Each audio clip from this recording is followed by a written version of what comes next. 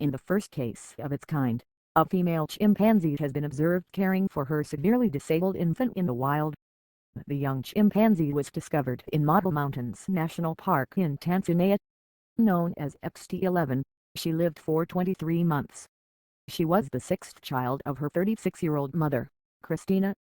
The disabled infant, XT11L, and an infant of the same age are physically. XT11 was similar to a captive chimpanzee that had symptoms similar to Down syndrome. It seems likely that XT11 only lived as long as she did because of the care provided by her mother, and that she would not have survived without it. Reporting in the journal Primates, researchers say that the mother responded to XT11's abnormal behaviors, limited abilities and needs. She was not observed eating any plants, so she remained completely dependent on her mother's milk long after a baby chimp would usually have been weaned. She had a growth on her stomach. We suspect that her feeding limitations were due to her lack of motor ability and that she might have suffered from a lack of nutrition because of her milk diet, at least in her latter life, the authors report. As well as her limited physical abilities, XT11 had an abdominal hernia on her stomach above spinal damage and an extra, inactive finger on her left hand. Her eyes looked empty, her mouth was often half open, and she was unable to sit without support.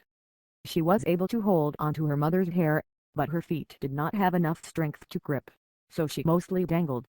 The infant's older sister also frequently cared for her. Caring for a disabled infant forced Christina to change her behavior. She stopped fishing for ants in trees, because she needed her hands free to carry XT11. The mother of a severely disabled infant probably experiences more stress than other mothers because she must provide intensive care for longer, the authors write. Occasionally, XT11's 11-year-old sister helped out. She played with her, groomed and carried her. There were some cases where the mother spontaneously gave the infant to the elder daughter. This is quite unusual for a mother to do, says Michio Nakamura, co-author of the study from Kyoto University, Japan. While the elder sister was taking care of the disabled infant, the mother climbed on a tree to feed on fruits, he told BBC Earth. But when her sister had her own child, this extra care stopped. XT11's relatives were not allowed to groom or carry her, which is unusual. The mother may have understood that it would not be safe for others to carry her child, as they did not fully understand her needs. The cause of her death is unclear. It may have been due to complications brought on by her limited diet. The disabled infant often had empty eyes and half-opened mouth. Although it is not uncommon for primates to be born with disabilities, only 2 disabled chimpanzee infants have been observed previously. Both were captive. They were neglected or rejected by their mothers, so humans helped to care for them.